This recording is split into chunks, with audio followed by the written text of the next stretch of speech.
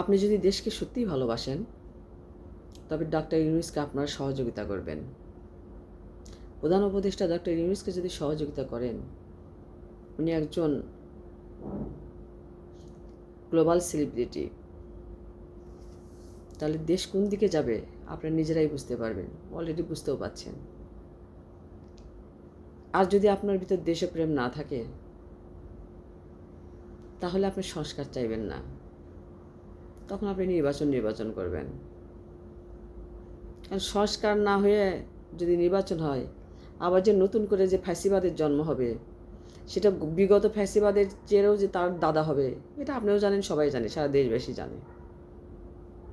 কাজে দেশপ্রেম যার ভিতরে থাকবে, সে কখনো সংস্কার ছাড়া নির্বাচন চাইবে না, কখনোই চাইবে না।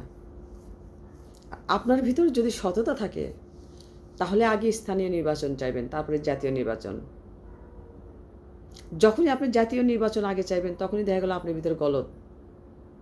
কারণ জাতীয় নির্বাচন হয়ে যখন আপনার নেতৃত্বে চলে আসবেন, আপনার আত্মীয় স্বজন এটা সেটা ঘুষ বাণিজ্য করে, আত্মীয় বাণিজ্য করে এগুলোকে নিয়ে আসে, আবার সেই ফ্যাসিবাদের জন্ম হবে, আবার সেই দুর্নীতির জন্ম হবে।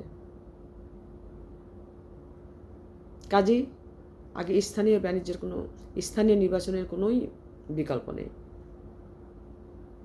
দেশকে ভালো করতে গেলে, উন্নত করতে গেলে আগে সংস্কার করতে হবে, তারপর স্থানীয় নির্বাচন করতে হবে, তারপর জাতীয় নির্বাচন। কারণ স্থানীয় নির্বাচনের পর যদি জাতীয় নির্বাচন হয়, তাহলে এখানে দুর্নীতি করার কোনো সুযোগ থাকবে না।